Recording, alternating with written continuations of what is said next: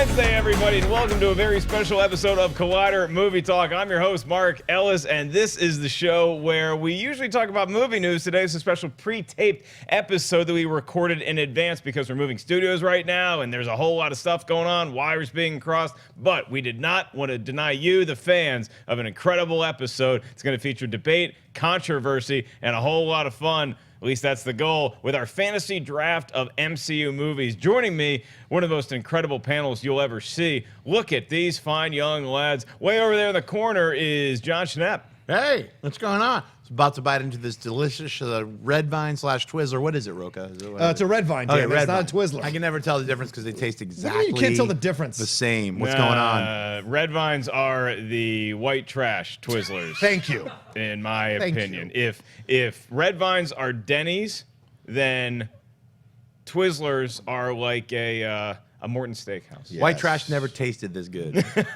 Well, you got to go back south where I'm from. John Rocha is also here. He eats a lot of fiber. How you feeling today, buddy? Oh, I gotta go, but I'm gonna make it through this. What? If I have to leave unexpectedly, it's because I've had my raisin bran and my double fiber bread. Right, this the man morning. could not shut up about how I got to. My tummy rumbles. Boo! I gotta go take a boo. And now look, now he's just talking about it still on the show. Does that strike you as something I might say or do? Yes. Noted author and director Jon Schnepp was found murdered today. Breaking news Murdered? outside the Collider Studios from choking on a red vine. Spoiler alert, breaking news. Well, thanks for putting your teeth in today, Grandpa. We also have Jay Washington joining us. How you feeling about this fantasy draft, Jay? Nervous that Rocha's gonna use it on himself in the middle of a draft. So I'm like, My third pick is. My third pick is. Oh Jesus! Oh, jeez. Like Oh Jesus is not an MCU movie. People clicked on this vid expecting like a fun fantasy draft MCU movies. Now they're watching for an entirely different reason. We are going to get to the fantasy draft. Before we get to that, I'd like to get the table's thoughts on the MCU as you reflect upon the last 10 years as we anticipate movies like Black Panther and Infinity War coming out later this year. And before we get to that, Jon Schnepp, I understand you have some breaking news. Oh, that's right. You know, I was reading earlier to this morning on one of the comicbook.com rags, and they were like, look, if you haven't seen this brand new TV show coming out, it features a very young, thin, emaciated comedian known as Mark Ellis and his strange, incredible transformation. I don't know if you've seen this. Like, check it out. Here's a clip. It's just him turning into a bizarre, rage-filled, bowel-infested creature that needs to constantly poop. I don't know if you've seen it, but check it out. There it is! Oh my God! The power of pooping! Man, it is time for us to switch studios if that is the limit of our special effects technology. I should not have done that. I just saw it going so wrong. I just saw Rocha racing his arms up, going, "Oh God, it dropped." Here it goes. We have a lot of fun here.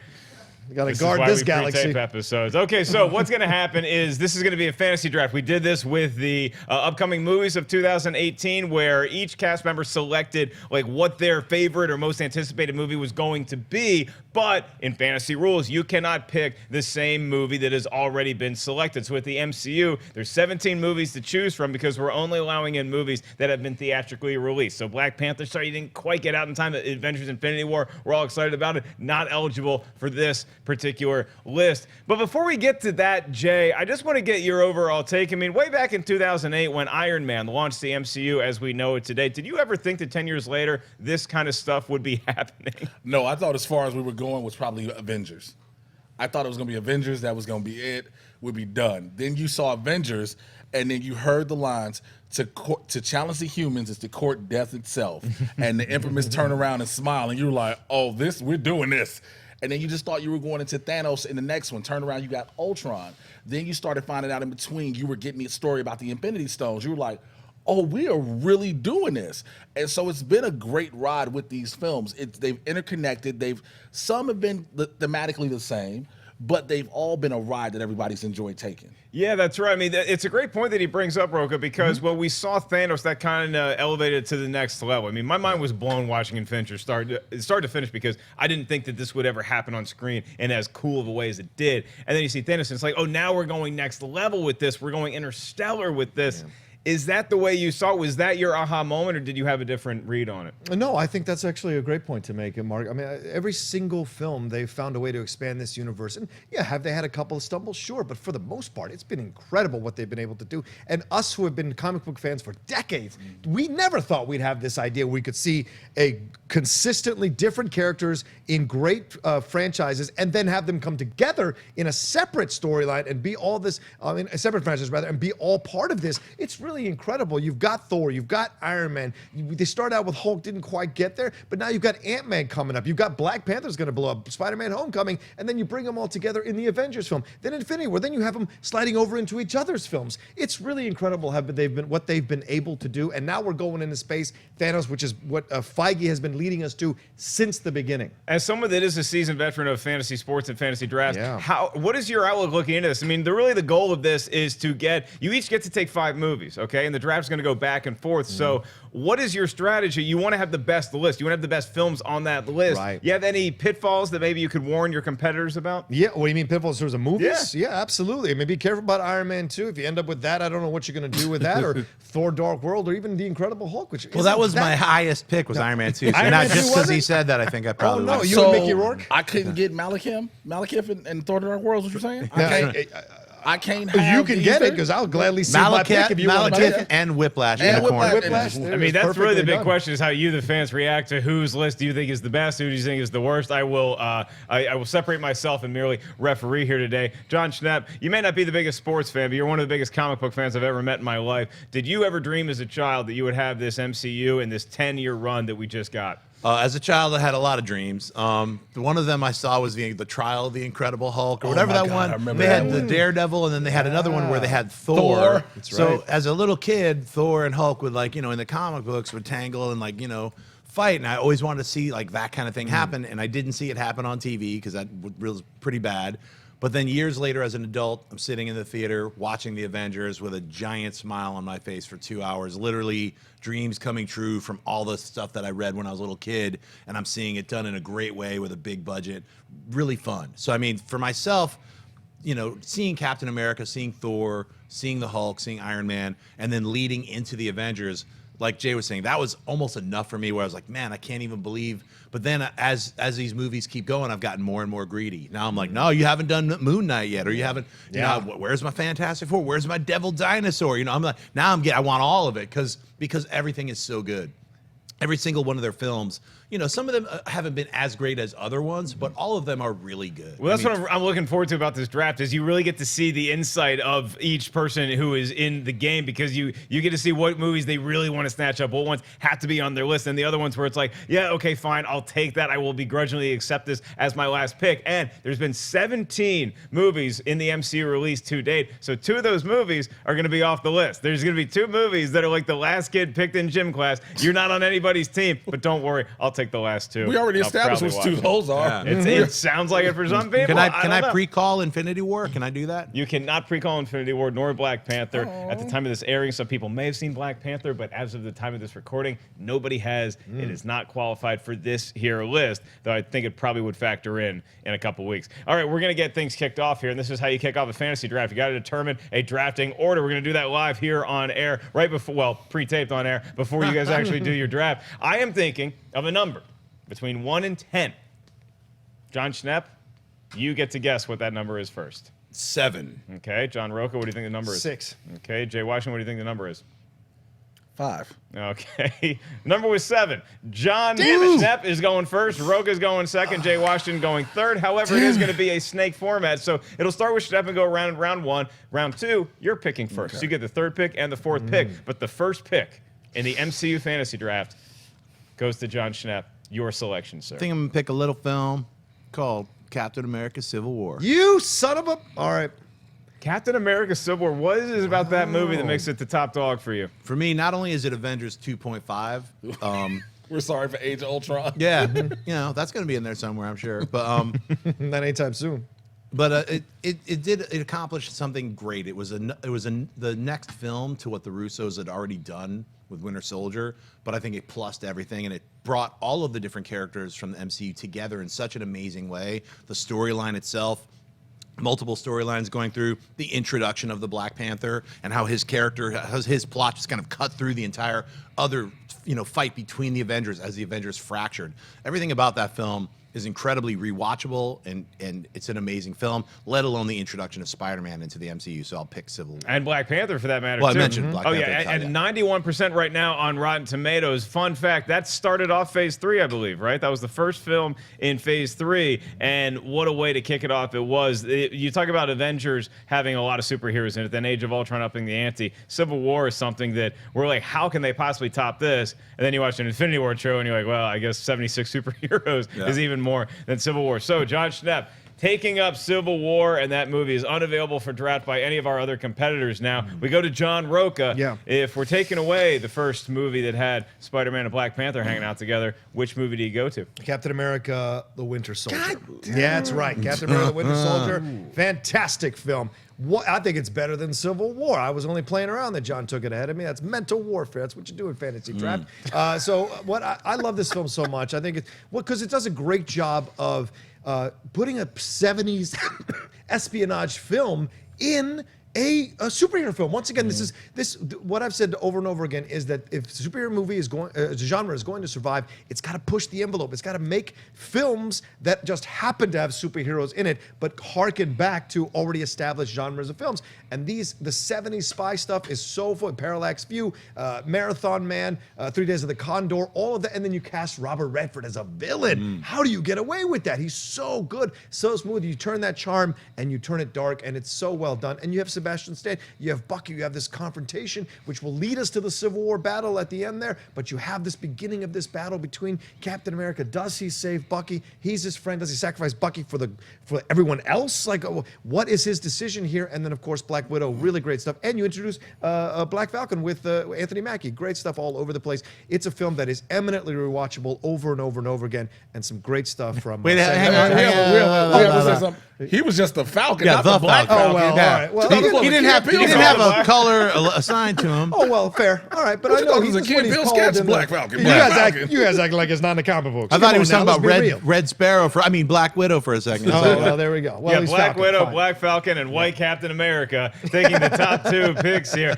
Jay Washington, you're now up with your first round pick. Well, you want to make it a trifecta and take the Captain America, the first Avenger? Nope.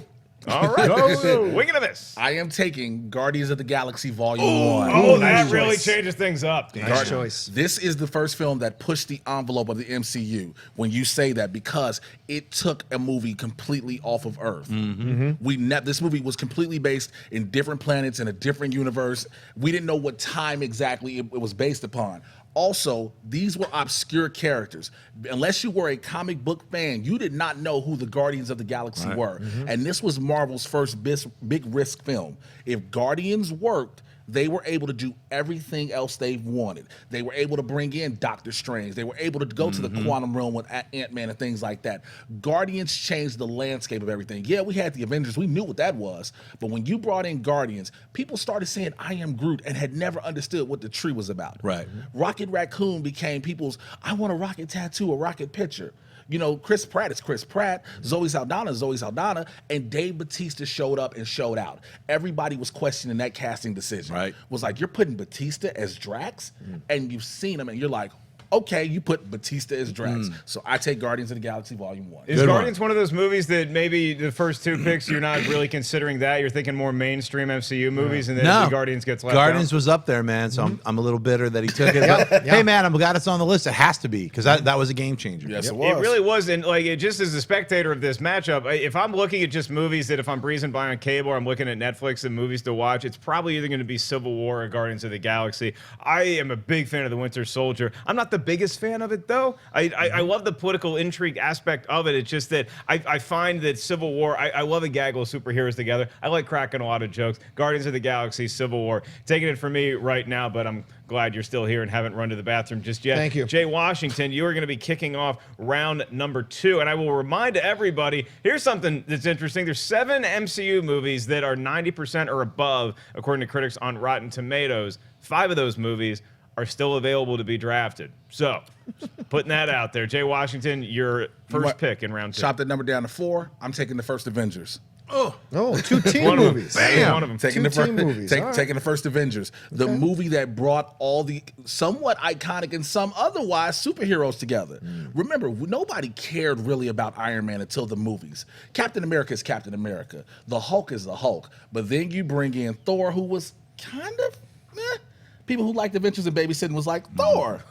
Thor. Right. You know, then you get Black Widow. From half court. Yes, Jay Washington with the Avengers and Babysitting Pool. But then you get Hawkeye, Black Widow. You're like, I guess. But then you watch them come together, the way they built the film from beginning to end to show you the old S.H.I.E.L.D. headquarters. Loki comes in, all of a sudden starts turning people with the staff. We don't know what the deal is with the staff.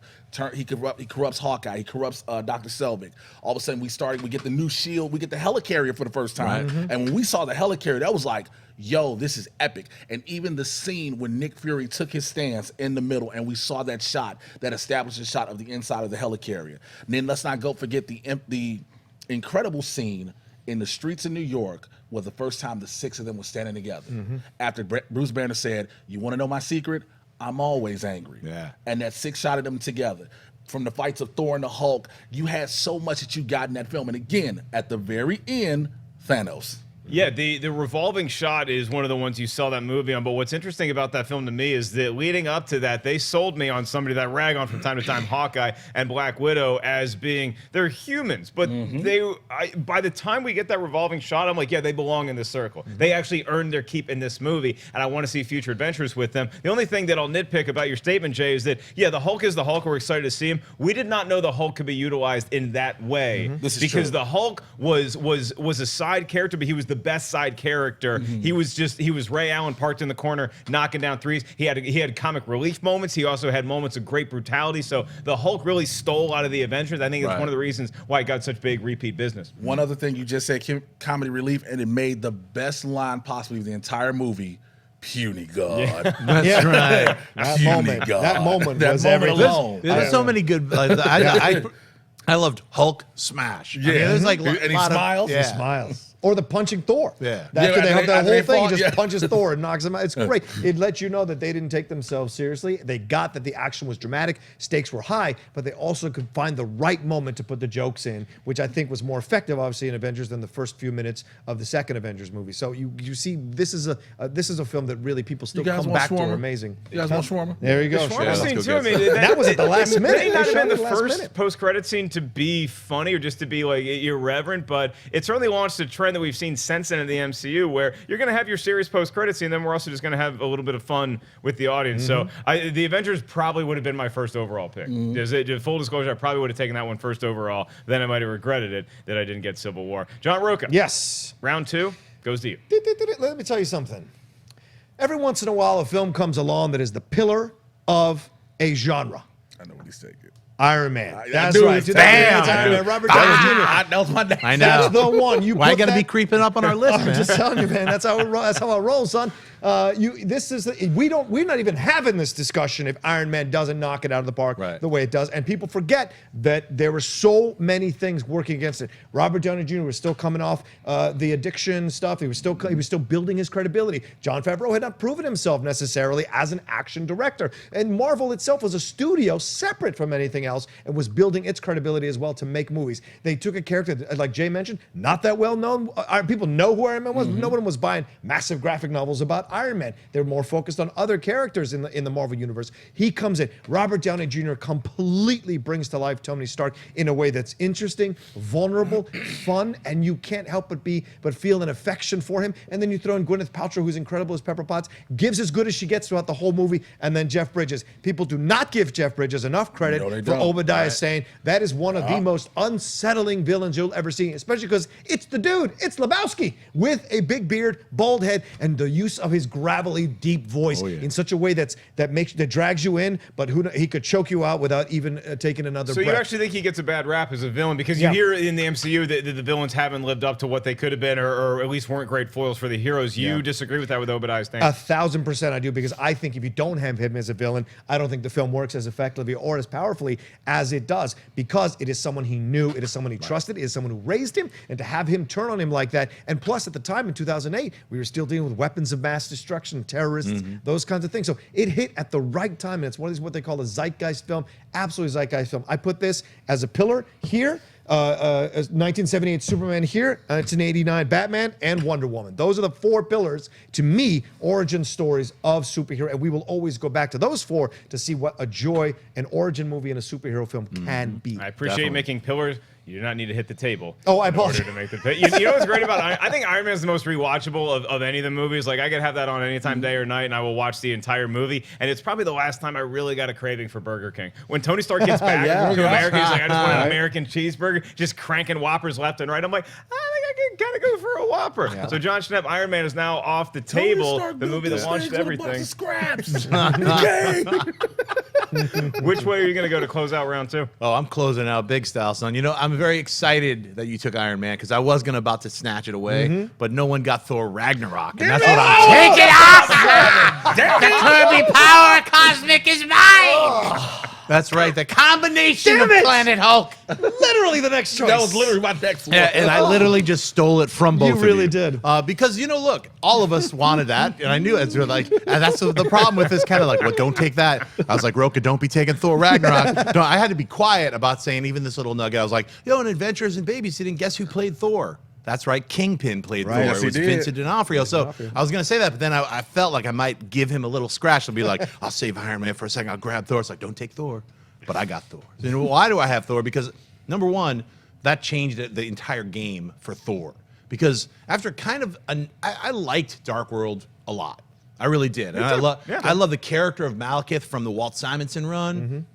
Not so much in the Thor movie, but I still loved all the other elements of Thor. I loved his interplay with Loki. I loved all the sequences with, you know, the trauma of losing their mom. These scenes that we didn't see coming. So I thought Thor: Dark World is a really good Marvel film. It's like a lot of people are like, oh, it's garbage, or they didn't crap on that. And Iron Man 2, both of those films have really good. Is this moments head and games you're elements. playing with the rest of the group, though? Not are at you all. just saying that you should take Thor: The Dark World higher so you No, don't have to? not Okay. at all. Okay. These are not head games at all. I mean, this is honest truth. This is just truth, Mark Ellis. Truth. So the other thing that is amazing about, you know, so here comes Thor Ragnarok, and we're like, keep hearing all these elements about how they're going to bring the Hulk in. And I was like, first we're like, it's going to Bing Crosby, Bob Hope, like they're on some weird alien camels. I'm going back a couple years. Y'all who've been watching, it's like, you know, I've been talking about it. I want to see them singing a song, riding some dumb I was alien thinking camels. like Cannonball Run, like just this crazy road trip adventure where That's the what I Hulk is wanted. like Dom DeLuise. Yeah, but that's what I want. I was like, all right, I'm in. But then the more we kept seeing and hearing stuff, and as elements of Planet Hulk were revealed, and then that Led Zeppelin song kicks off that trailer, and you're like mind blown by the conceptual artwork for Hela. Felt like I was dragged into a Kirby comic. Why? Because they literally took Kirby's drawings and brought them to life. And being a lifelong Jack Kirby fan, I mean, I could not be happier to see those certain elements specifically brought to such an amazing life. I thought the script itself was fantastic. A lot of people had some issues with the comedy elements to it. I call it an action comedy. I don't call it a comedy with action. I felt like it truly has the blood of Marvel throughout the entire film. It doesn't feel like I'm watching a totally different film. It's Marvel, the Marvel Cinematic Universe, but just like James Gunn has his own bend on Guardians of the Galaxy, Taika has his with Thor Ragnarok. He brings his own sense of humor, his own insights into the way I'm going to play this scene like this, and everything builds and adds up to what I think is one of the greatest Marvel cinematic films ever made, let alone the Hela, the confrontations with, Odin, the reveals here and there, and then just bringing Thor and Hulk together in a way that I didn't think was possible by combining a giant storyline like Planet Hulk and then the entire Surtur mythology from Thor and bringing both of those things together and actually transforming those into creating even more stuff for later for the Infinity Wars. Isn't it interesting the way that we classify movies today, though, versus like people of a certain age, like all of us, we grew up when we were kids, we went to the video store. So that's how you thought about movies, is that, oh, this is an action movie or this is a comedy. And now when you turn on like Netflix or something like that, they have those categories. Right. But the first classifications you see are things that you might watch or new or noteworthy, or these are very specific types of movies or new releases. So I think that people care less about defining a movie in one genre. And I think for a movie like Thor Ragnarok, that's a really good thing because it's got a lot of action. It's a really funny movie, and they take a lot of swings at comedy in there. Most of them get knocked out of the park. So Thor, let me ask you this: if Rocha had taken Thor Ragnarok, would you have taken Iron Man with your next? Yes. Okay. Because I was already go through my Rolodex of the movies. It was, all right, phase 1, phase 2, phase 3. And then they just start to, boop, boop, boop, you know. So, yeah, and Iron Man, I agree with everything Rocha said. I am enjoying this so far, and I'm also enjoying the subtle golden thread we have through this entire list of adventures in babysitting. Nobody gets out of this club without singing the blues. Jon Schnepp, you are now up again at the beginning of round 3. You already have Thor Ragnarok and Captain America Civil War, a spoil of riches and characters by anybody's measurement. Who are you adding to your team? All right, let me think about this. So, the Oh, ones boy. that now I this is know what what's been happens in every taken. fantasy draft. You got to put always that somebody one on guy. the clock because they I'm can't decide No, between I don't have my Jameson computer Crowder. open like these guys, but yeah, I don't have the list, so I got to actually think Don't it fault through. us for. Oh, Do you yeah, have- you are going. You're going. Don't fault us for preparing. No, this is an order to what I want. all right, No. Man, see, won't even share his like crimely list, which is good. No, look at my list. This isn't how it works. How does that doesn't matter about your This list? isn't how it works, All son. right. My list is totally different because mine is superior to Rocha's. Rocha's has the wrong list. I got the right Hey, list. listen, man. I don't need your list, man. It's all mental, man. yeah, your little crib notes. That's right. Crib notes. All right, so we got. I know what's already been taken, so let me just think through this. Let me drain out the clock a little bit on you guys. Iron It's Man not like 2 that. is available. Right, I thought about that. That was really a hot minute flash for And me. Age You of were Ultron. talking about Thor: The Dark World, I was thinking Age of about that. That Ultron. also Yeah. falls into that category. And of I Iron Man and I 2. will let the competitors know that there's still 2 movies remain in the MCU. Shut that up saying are it, 'cause I know what it is. 90% or above on Rotten Tomatoes. It's just saying that it's man, getting Yeah. ornery. No, calm over down, here. Jay. Hey, Mark, do you have a list in front of you that I can take a look at? I do, but I cannot Oh. allow you to take the. Wow, take so a these look guys at it, have yeah. their computers and shit, and I don't. All right, Get your shit together. right? preparation. There's always You're that gonna- one guy You're taking gonna that forfeit extra your to- pick. We're putting you on the clock in Yeah. 10 seconds. Yeah, give me 10 seconds, man. Is there a clock on the screen? Okay. Oh, is there a clock on the screen? Yeah. Oh, okay. 4, 3, 2, 1. and your selection is. All right. So He gets my all the selection, draft normally. my selection is going to have to probably be. You do this on purpose. Let me think about this for a second. No, we already did that. Oh yeah, right. I've already been thinking about it. So it's definitely not Guardians Volume 2 because I love that film. Yeah. But we only have 5 that we could pick, right? You only have 5 on your team. And I've already got 2. Already got You do. These pretty guys good already too. took a lot of that You stuff. keep too. delaying. So- You Same can thing delay it. Rocha does at the No, end of he's every trying to movie delay for on his purpose. vote. You Come on. don't I don't know. auto-draft him Delayed for the or Dark what? World. Yeah. I'm just gonna say probably just off the top of my head, Spider-Man: Homecoming. I'm just gonna take that one. That's son of a biscuit. You're Why- an SOB.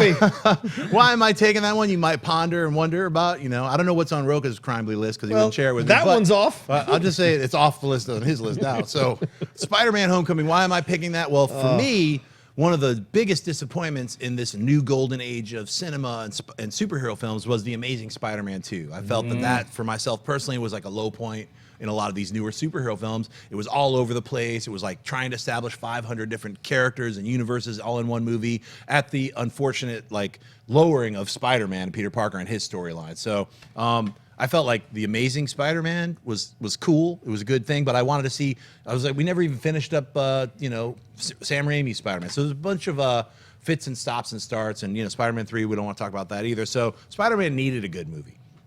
Him appearing in Civil War, well, especially after a lot of people are like, that's never going to happen. And then, what? He's going to be in the movie? And then we see that one scene of him with Cap's shield, and then everything about Queens and his interaction with Captain America. That setup, the 8 minutes that Spider-Man is in Civil War, some of the greatest moments of Spider-Man in cinematic history, and it's only 8 minutes. So when they announced Spider-Man: Homecoming, he's back in high school. They got the right kid to be Peter Parker and to play Spider-Man. So there's a lot of expectations on that movie, heavy expectations. I feel personally it fit and filled all of those expectations. For me, the villain, the Vulture, was great. You have Michael Keaton continuing in his world of playing Batman, and then Birdman, and now he's the Vulture. He's flapping around. He's got all the birds and bats covered. I thought it was fantastic. I love the action sequences.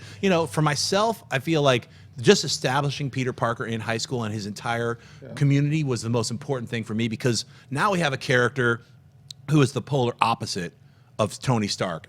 Iron Man. And yet Iron Man is in it kind of mentoring him and giving him his suit, which I never saw coming. When you think about Peter Parker, you don't intertwine those origins, yet the MCU was able to do it so fluidly and amazingly. You have a character who's in high school, you have a character who's basically established the MCU, and you bring them together. And that's one of the themes we're seeing in your list in particular is team-ups, is that you had the team-up between Iron Man and Spider-Man, or you have the team-up of Thor and Hulk, or the massive team-up and then fight that was in Civil War. Now, John Rocha, you're up next, and with your list so far, we have The Winter Soldier, which was a team. I mean, you had Captain America and Black Widow working together, but Iron Man, that's his movie. That started off all the MCU. Are you going to go with more of a team-up movie? Or are you sticking with the solo route? No, I don't believe in teams. I'm the outlaw. I like to be solo. And so what I say to you is Doctor Strange is my choice next. Doctor Strange, son. Benedict Cumberbatch bringing it. You thought he was Sherlock? Put that away. He's Stephen Strange. This is an incredible film that came out at a time. I know it's been divisive for some people, but it made a crap ton of money, way more than people anticipated that it would, especially, once again, the Iron Man blueprint. Not a lot of people know about even less people know about Doctor Strange, and purposefully so, because he's one of these mysterious characters. He's able to go through realms. He has all this magic going on. He's a lot of stuff in his background that gets involved. He does his own adventures, and he's with the Avengers as well. So there's so much about this. So when it came out, not a lot of people knew what to expect, but you got this controversy with Tilda Swinton playing the Ancient One. You have Chiwetel Ejiofor, hope I'm saying that correctly, his character in there, Mads Mikkelsen in there. So there's a great, strong cast here going forward. And then you see his progression. And of course, Rachel McAdams as well, who I absolutely love. He is like an arrogant doctor, has this accident, and then he has to go on his own journey. Listen, as you get older in life, and if you're even remotely somewhat self-reflective, you go on your journeys where you start to understand what works for you, what doesn't work. Maybe you meditate, you find a new philosophy to embrace to help you go with your life. This is what you see through Doctor Strange. His removal of his arrogance, his conceit, his insecurity, his desire to have the highest things in life. And then you remove that, and he has to go back to understand what it is to be mystic, what it is to be involved in working from outside in from inside out instead of outside in. And you see that with the performance here from Benedict Cumberbatch. He's incredible, and the film shocks you. The visuals, the first time you see that trailer and she hits him and he goes backwards, and you see the different images of him, and then he goes flying all over the place and then lands back in, and he's like, oh my God, teach me. It's an incredible film. And then what he progresses to, who hasn't been there at that point, where you have to learn how to do things and get better and better as you go along, and have that mentor that teaches you, that helps you to fight. And by the end, he's so established that when he shows up in Thor Ragnarok, we love those scenes. And we get that nice little tease at the end of Doctor Strange. Why are you trying to take Doctor Strange, man? That's The all I got to know why John Rocha. I heard that about you. You like to fly alone.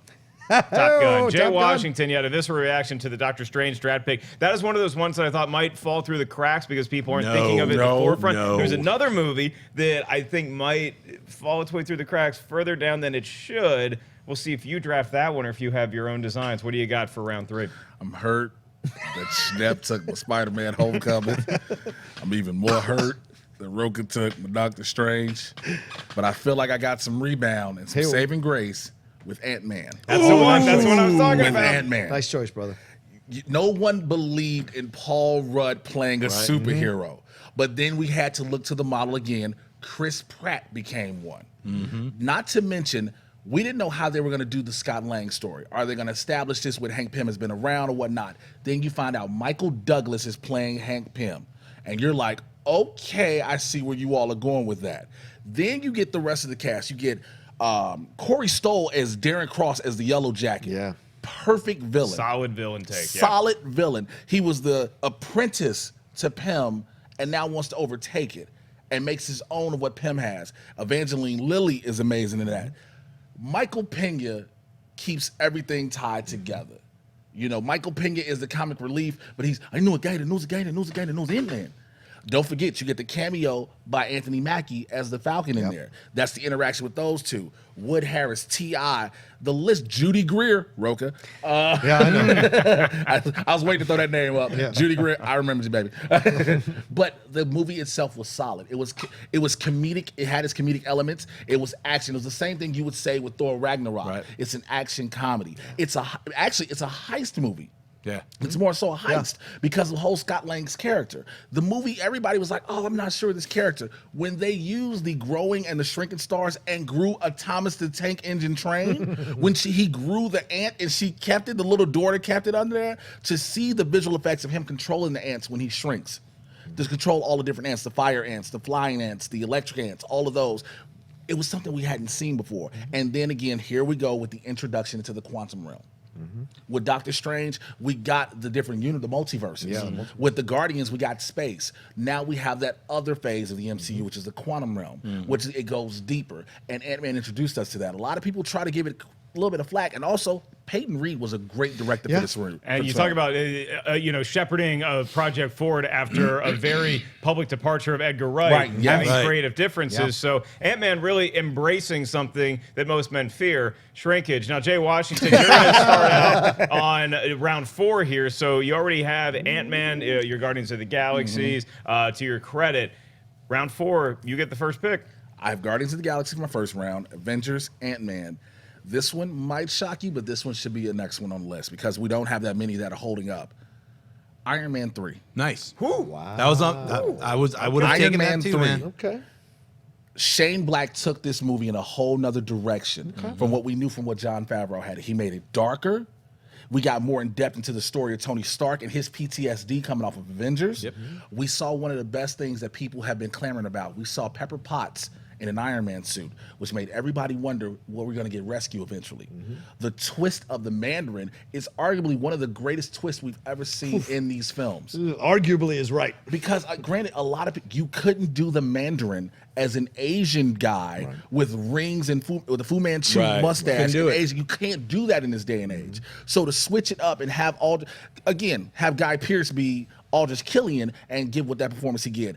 Tony Stark having to go through the majority of the film without the suit. And to find out at one point when he saved the great scene we saw in the trailers, him saving everybody from Air Force One. And we thought he was in the suit the whole time till the suit got hit by a truck. And you were like, whoa, is that how it was going to end? To find out he was remote controlling it.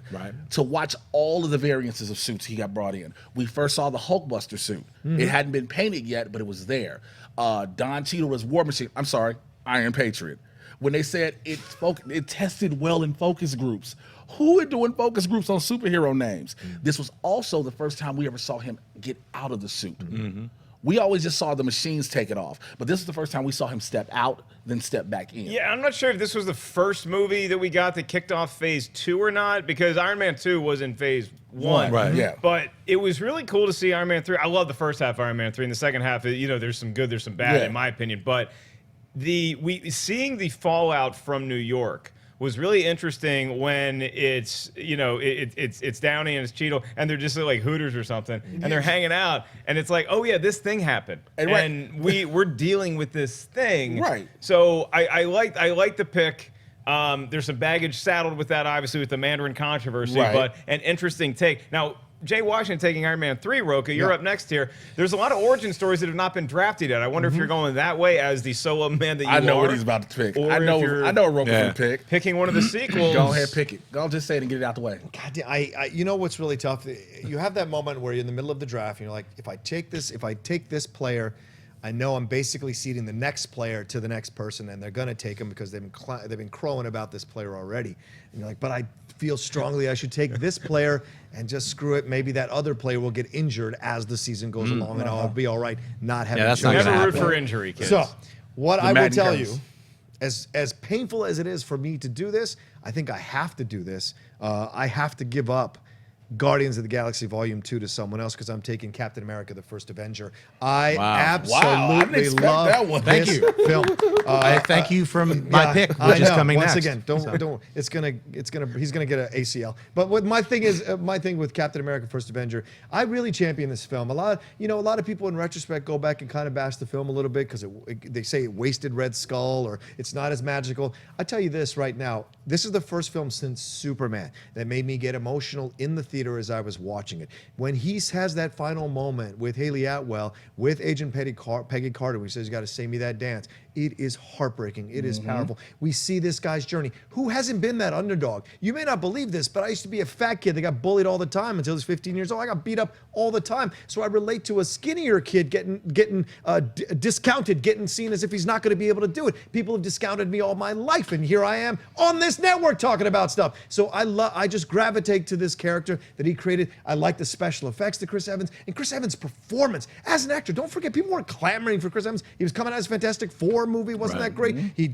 had a small little fun part in Scott Pilgrim, but he hadn't really established himself. And then when he comes into this movie, Captain America is as difficult to do as Superman or Batman, I would argue, because you could easily push him away saying, oh, he's just a goody two-shoe. There's nothing here. There's nothing deep. But what Chris was able to bring to the character was a depth, was a complexity, was a desire. Even when he was muscly, he was still that little kid inside trying to prove himself and fight. And having been in the military myself, I know what it's like when you can't do that extra push-up, when you can't do those kinds of things, and you see him pushing forward and forward. And what was the thing that Tommy Lee Jones said? It's the kid's heart. You cannot quantify the kid's heart. And then that relationship with Peggy Carter. Peggy Carter isn't an assistant, isn't someone handling his dry cleaning. Peggy Carter is her own woman handling her business, doing her stuff, because as good as she gets, and she's a powerful, strong female character that people don't give enough credit for in that film. And then you get to Hugo Weaving as Red Skull, which is incredible. His Red Skull was fantastic, and maybe it wasn't used as effectively as it could have been, but the fact that people still want him to come back in some way, in some form, if they do this kind of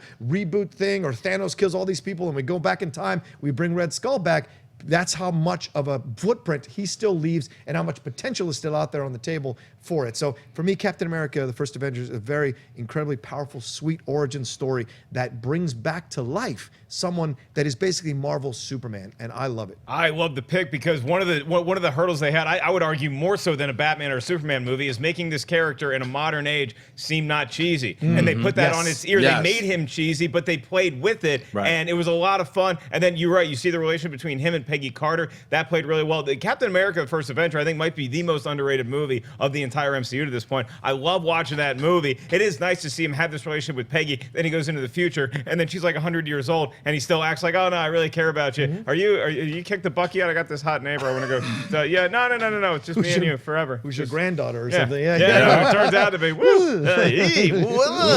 Okay, Jon Schnepp, the drama may not be here for your pick. I know but who he's getting, because if he got that, I know who Schnepp's taking. Especially because he gets two choices. It seems like it seems like you upgraded your technology. You know what's funny is I had to go out because these cheating guys over here, Cheating! weren't sharing the list. It's cool, Rocha, don't worry about it. I'm glad that you picked Captain America: The First Avenger, because that's on my top 10 list. It's not on my top 5. I think I agree with everything you said, but to me, it doesn't hit it as hard as some of these other films that are on the list, like Guardians of the Galaxy Volume 2, which is it's on my list. And why I'm going to take it is obviously I would have taken Guardians, the first one, but the one close right nubbling right up next to it, Guardians Volume 2, which I just watched again last week, and it resonates. I mean, a lot of people might have had issues when they first saw, because it was a lot different than the first Guardians, and that's why it's just as good. It's taking all of those characters, similar to like Star Wars, The Empire Strikes Back, and putting them in a brand new situation, a different kind of situation. Star-Lord didn't know who his dad was. Peter Quill finally finds out who his dad is, and it's Ego the Living Planet. One of the characters you never thought, like Howard the Duck, you never thought you'd see anything with Ego the Living Planet. Not only did they make Ego the Living Planet cool, they made him dangerous, and they cast Kurt Russell to play Ego. And I think that's a casting coup, and it survives the casting coup where all right, they got Kurt Russell, what are they going to do with it? He is an evil bastard. And Star-Lord has to literally take out his own dad after he finally, so I mean, for myself, the interplay between him and his dad, and then you have Yondu coming about and becoming the person he's always wanted to be, the person he's been fighting himself to be while he's been being a bastard and feeling guilty about his past. He's able to rectify that. So I think everything about the Guardians, when you watch it you can't watch it expecting Guardians of the Galaxy, the first movie. When you watch it again, you're like, oh my God, this film it's so incredibly directed as well. There are shots in this movie that, bar any other film, are some of the most artistically put together sequences I've ever seen. I think James Gunn plussed himself with this film. It's a fantastic movie. And the way that Yondu's storyline just continues to get into your soul, not just the ending of the movie, but the way that he has to deal with emotionally the fact that he's processing, now I'm out of this group that I was with for so long, and then what's that going to portend? We got more of the Ravagers, and we got to see a lot of that stuff. James Gunn's brother is also in the movie. Did a great job. Really good in that too. So that's an interesting pick. and I think that furthered the revolution that we're currently undergoing with being able to de-age actors. Kurt Russell in the beginning of that movie, that's the guy from Overboard. I mean, that is Kurt. That is Snake Plissken with 2 eyes. It's incredible to see up close, and it's like, no, it looks just as real as a Kurt Russell movie from 1982 is The Thing. So very impressive. That is round 4. So we have 12 movies that have been taken. There's 5 movies remain. Only 3 of them are going to get drafted. And I'm looking at the list, and I'm saying, I know which 2 I would leave off, but there's some really good movies left to remain. So quickly, we're going to go through round 5. This is the last round. Jon Schnepp, you're up first. Your last movie. Damn it! Bam. I already know who you did because it was my pick. Probably not. I don't know if you'd be picking Avengers Age of Ultron. Sure, That's what I'm taking. Yeah, that's what I'm taking. People Nice forget about choice. how much fun this movie Yeah, I can think be. people have a law of diminishing returns. When if you watch Age of Ultron now, you will remember how great of a film it really is. Now, it not only introduced the Vision, it not only introduced Scarlet Witch, just it true. also introduced an incredible villain, Ultron, and created the entire storyline that we're in now with Infinity War, with Tony Stark playing God. Basically, playing like, who's going to protect us? Me. I'm going to build a wall around the world. I'm going to create an infrastructure. I'm going to create Ultron. I'm going to create all these things that he did. He brought it upon himself. You could use these kind of parallels with all these other great franchises like Star Wars. You have the Jedi and the Sith. They brought it upon themselves. You have this kind of thing where you have the superhero ultimately also playing, in a certain sense, the supervillain because he's fighting himself. And nothing comes through cleaner than that storyline in Age of Ultron. I also feel it was a great way to show the Avengers. After you have an incredible Avengers film, what do you see them doing? You see them avenging. You see you just start off right away with an incredible action sequence. It was like a comic book. It was like the action in a comic book leapt off the Yeah. page onto the screen, that opening shot, and then the party to celebrate their accomplishment. There's a lot of good comedy in there. The scene with everybody trying to lift Thor's hammer. That's one of the there's a lot greatest. good in that movie. One of the greatest scenes in any of the MCU movies, bar none, is that sequence where they're all trying to lift Thor's hammer, and the callback later when Vision's just like scooping it. effortlessly scooping it about. It's like, yo, that Captain America could kind of That half was the lift one it. everybody was like, yeah, when they're he like, couldn't lift it, oh it was like, man, what? So that just shows you the virtue of the Vision and how he's going to play a big part of Infinity War. So it wasn't just a setup for all these other movies. It's its own film, and it's a very strong film when you see it again. I think it's gotten a really bad rap that even people would be like, Age of Ultron. It's like, it's an incredible film. That's why it's on my list. Age of Ultron is off the board. John Rocha, your last pick. Don't take it. Now, let's have a conversation about what I've chosen before. Okay, Sure. let's just make it a shorter conversation. Sure. Rocha's that's not possible with Rocha. Short? Listen, 5-minute choice. All Calm right. down over there. There we go. Mr. I got a delay. Hang on. That was a real delay. 2, 3.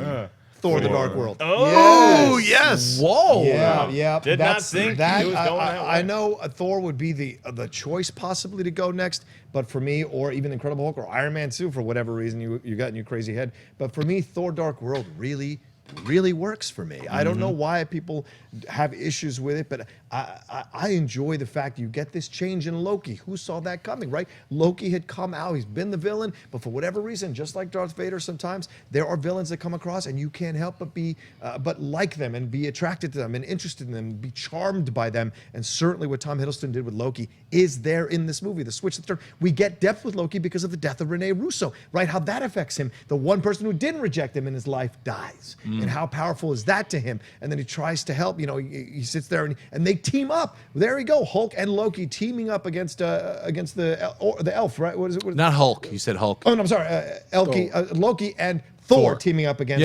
Malekith. Malekith, yes, Christopher Eccleston's character. Well, for a choice that you're picking, you don't even know the villain's name. I was just Whatever. saying, It's, that'll that's come cool. up in the Shmoda, I'm sure. But anyway, Malekith, all the stuff that goes on here between them, and you see this progression, and you see, and I like the fact that you get a little more with Natalie Portman. I enjoy that she's a little more active in this movie than before. And Stellan Skarsgård's coming back, and they have all that whole battle there in London. So great stuff going on there. There's great visual, great effects, and then the ending.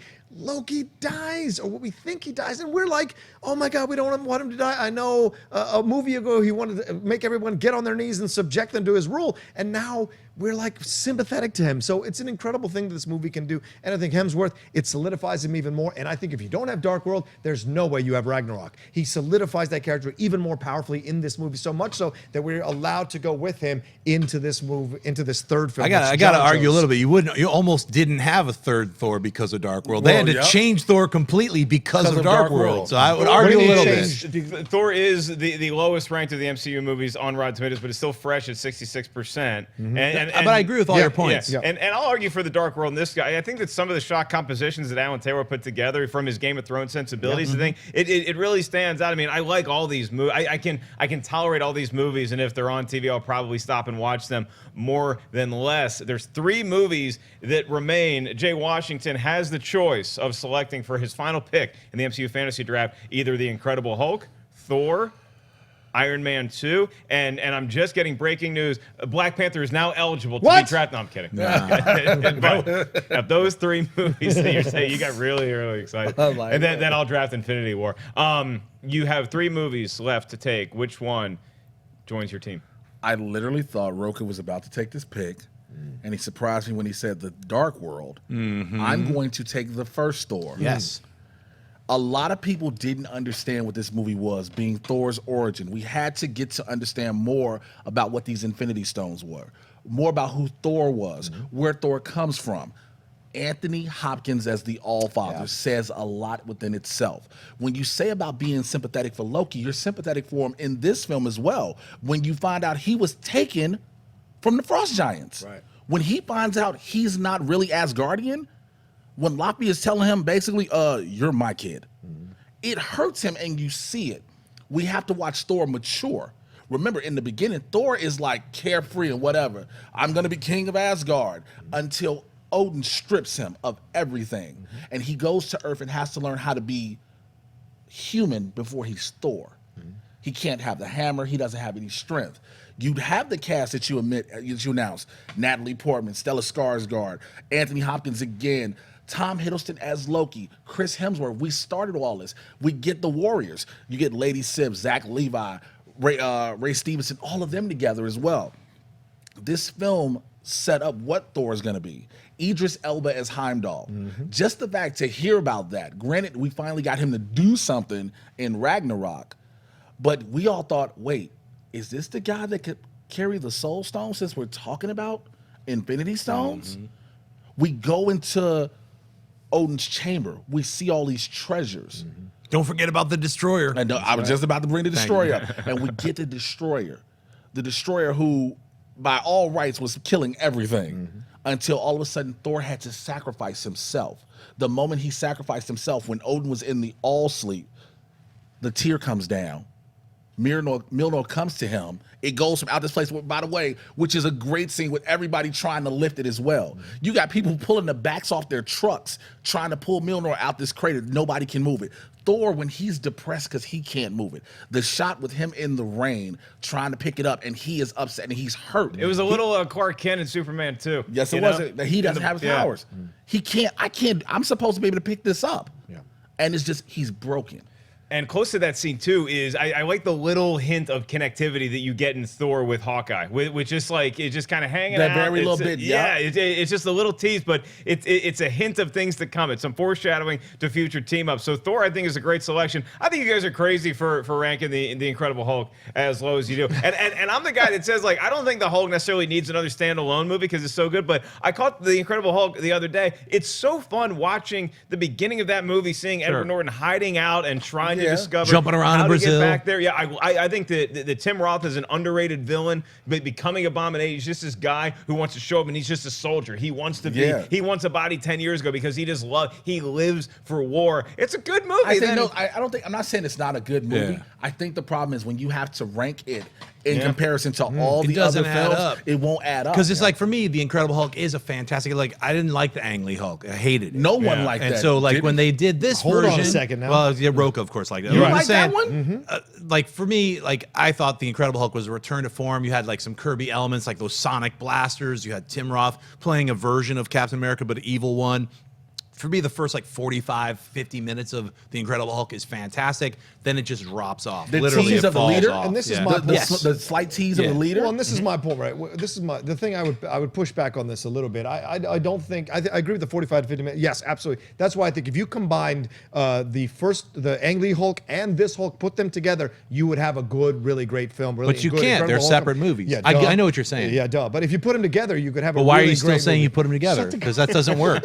I just have Okay, to look, destroy your every argument. time That's I all. try to have an MCU fantasy draft, somebody's got to come in here with Ang Lee's Hulk, and I'm done with it. I just am can't absolutely stop done with looking it. at Rocha No, because- in disgust. I'm sure.